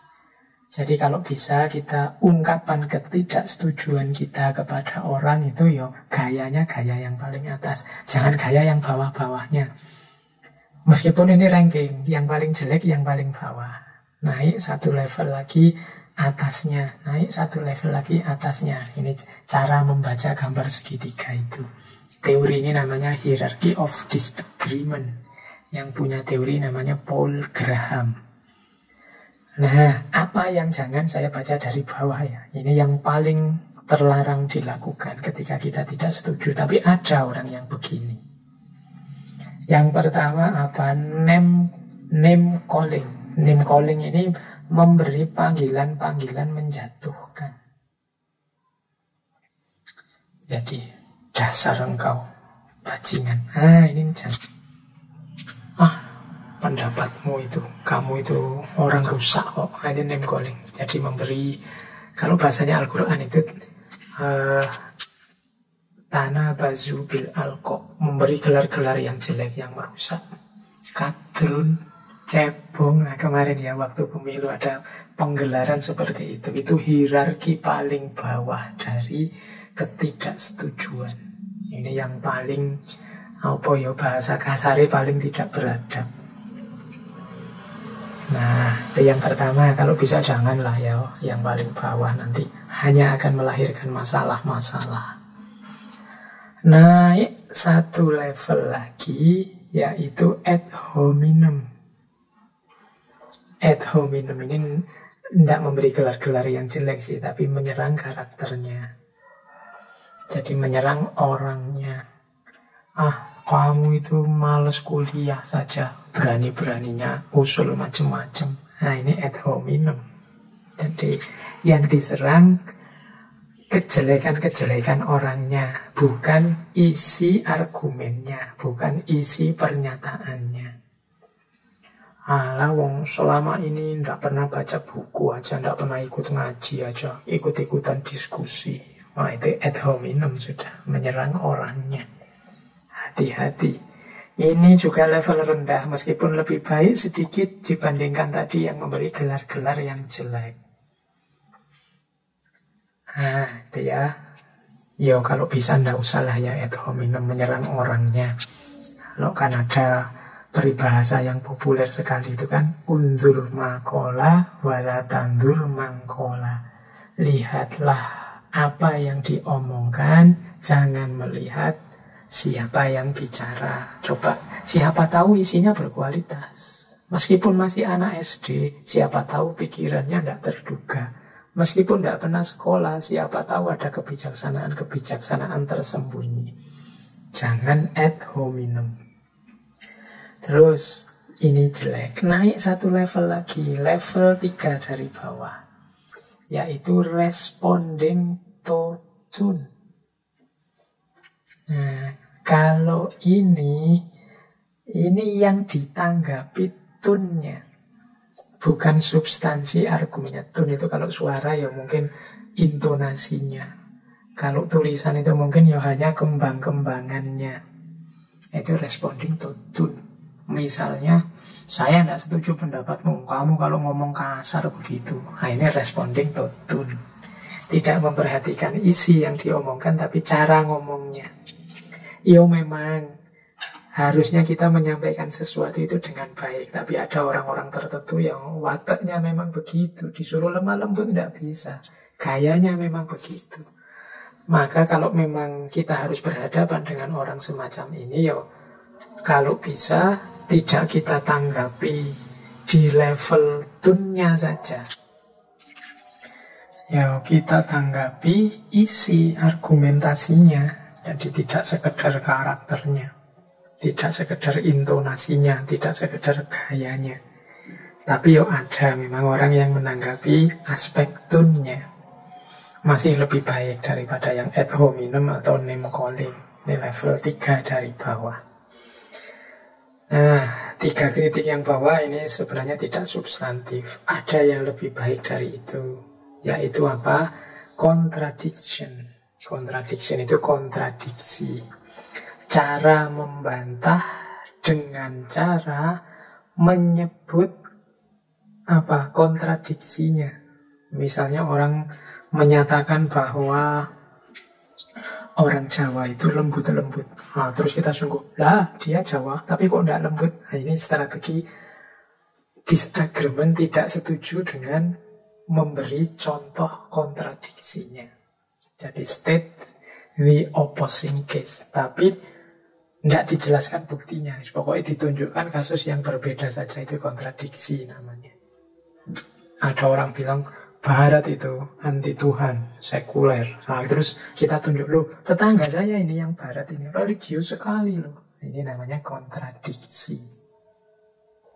Jadi strategi membantah dengan cara menunjukkan case yang berbeda dengan tanpa diuraikan alasannya mengapa. Pokoknya ada dia ngomong apa, tak tunjukkan fakta kebalikannya. Nah, ini namanya kontradiksi.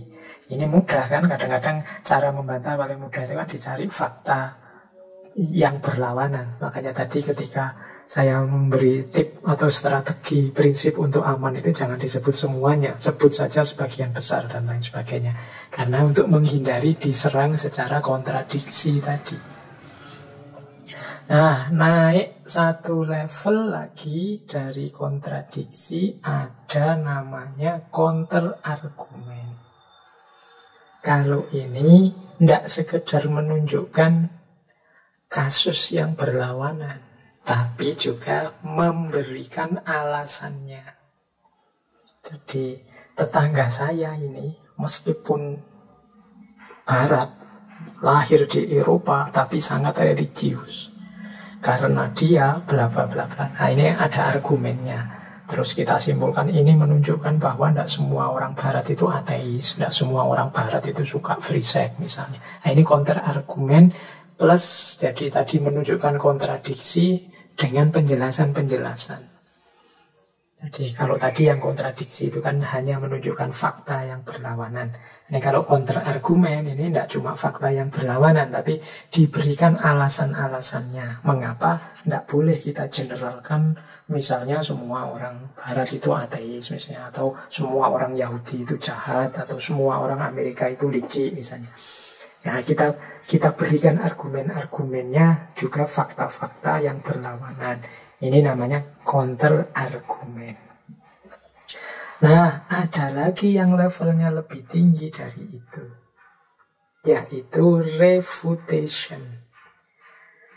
Jadi refutation itu ketika ada orang membuat satu pernyataan, kita analisis pernyataan itu, kemudian kita tunjukkan kesalahan-kesalahannya di mana dan mengapa itu salah. Biasanya using quote, dengan memberi rujukan-rujukan. Jadi misalnya kalau ada tadi pernyataan semua orang Eropa itu tidak beragama atau ateis. Nah, kalau refutation ini diurai, dianalisis. Ini orang ini, pernyataan ini argumennya apa sih? Oh, kalau argumennya ini dia kesalahannya di sini, kelirunya di sini, kurangnya di sini. Kemudian kalau menurut buku ini, kalau menurut penjelasan ini pandangan ini salah. Kalau berdasarkan pandangannya tokoh ini, pandangan tadi salah. Nah, ini refutation. Jadi menguraikan kesalahan-kesalahan, menjelaskannya, kemudian merujuk kebenaran-kebenaran dari yang semula salah. Benarnya ini loh, mengikuti tokoh ini, yang benar itu ini, dan seterusnya. Itu namanya refutation.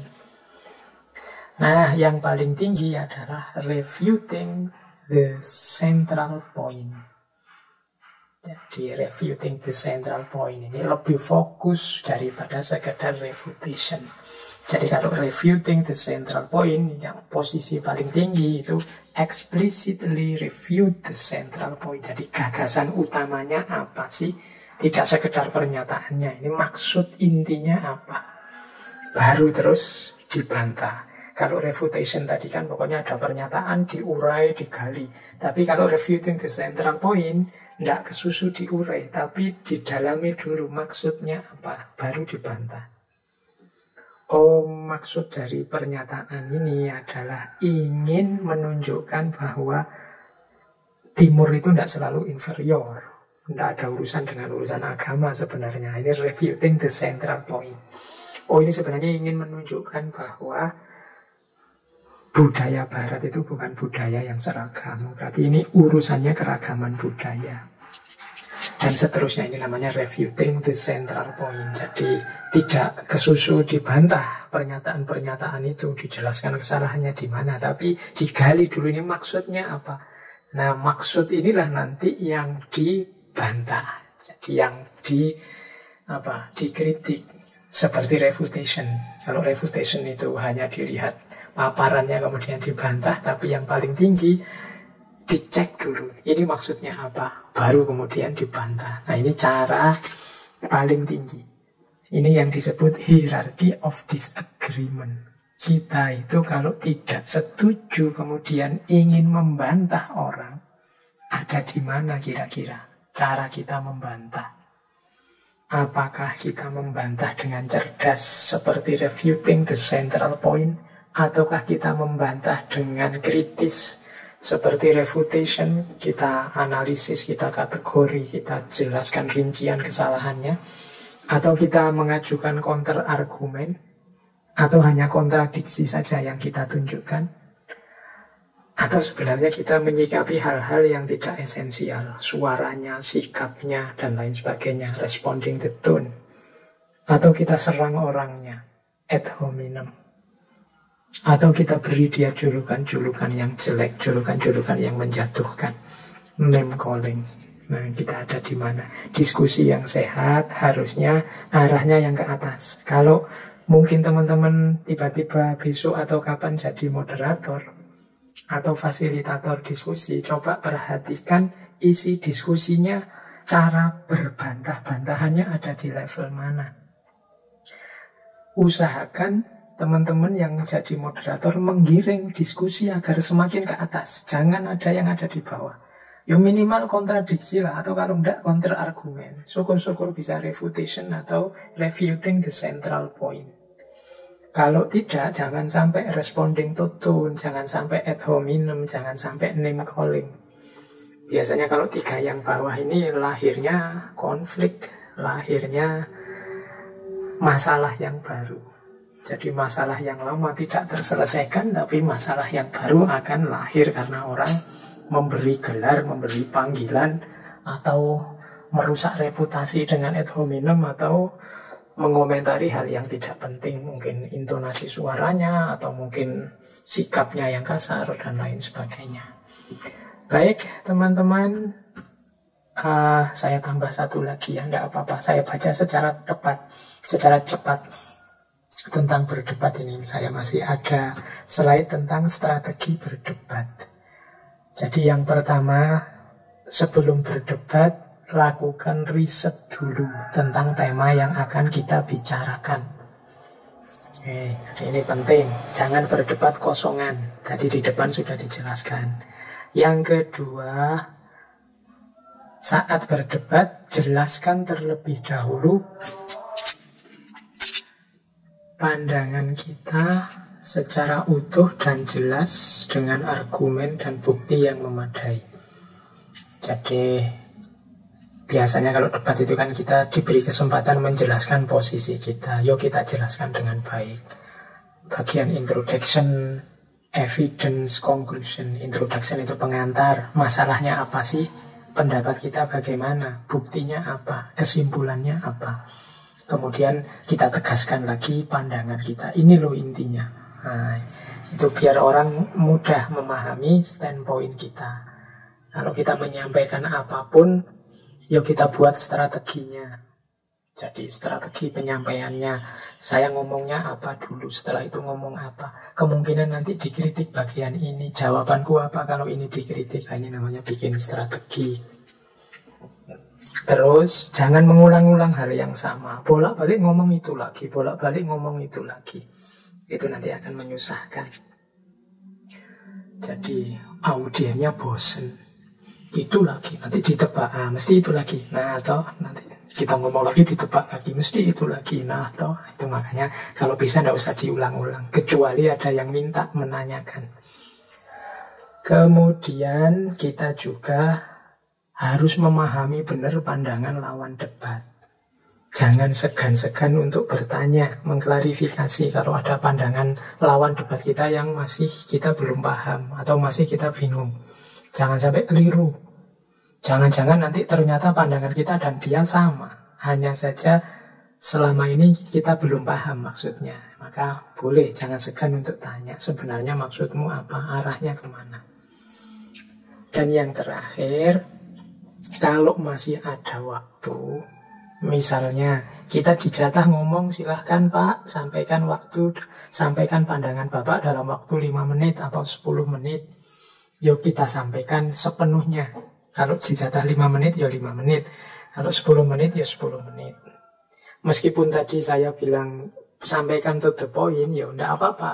Kita sampaikan to the point, setelah itu kita tambahi contoh-contoh, ilustrasi-ilustrasi. Sampai 10 menit. Jangan sampai jatahnya 10 menit, hanya kita gunakan 1 menit atau 2 menit. Yang itu membuat mengesankan orang sebenarnya jangan-jangan kita ini tidak serius. Atau kita tidak punya argumen, tidak punya dasar terhadap pendirian kita. Jadi kita gunakan sepenuhnya, tapi tidak untuk ngalor ngidul ngomong tidak jelas. Jadi paling mudah itu kita nambahi dengan contoh-contoh, ilustrasi-ilustrasi dan lain sebagainya, sehingga waktunya bisa terpenuhi. Karena kadang-kadang kalau kita bisa ngomong panjang agak mantap, itu kan kesannya kita menguasai masalah, kesannya kita lebih meyakinkan. Oke, jadi itu menurut saya beberapa strategi kalau kita berdebat. Ini catatan-catatan terakhir saya tentang strategi berdebat. Baik, saya kira itu teman-teman kajian kita malam hari ini tentang debat. Mohon diingat-ingat lagi bahwa hidup ini mungkin tidak terhindarkan di momen tertentu kita harus berdebat dengan orang lain. Tapi jangan lupa untuk membuat diri kita kompeten memenuhi syarat berdebat. Jangan berdebat yang hanya untuk saling menaklukkan, menang-menangan, tapi berdebatlah demi menemukan kebenaran. Niatnya diluruskan, pengetahuannya dilengkapi, intelijensinya diasah, emosinya dikontrol, tekniknya dipelajari, akhlak dan adabnya dipenuhi. Insya Allah debat akan membawa manfaat dan barokah untuk kehidupan kita. Baik, saya kira itu ya teman-teman kajian malam hari ini. Mohon maaf kalau ada kekurangan apapun itu bentuknya, karena memang situasi kita masih dalam suasana serba terbatas karena pandemi. Semoga kita masih selalu bisa istiqomah, nambah ilmu, nambah wawasan demi kemanfaatan dan kebarokahan hidup. Saya akhiri sekian, kurang lebihnya mohon maaf. Wallahul muwafiq, wallahu a'lam bishawab. Wassalamualaikum warahmatullahi wabarakatuh.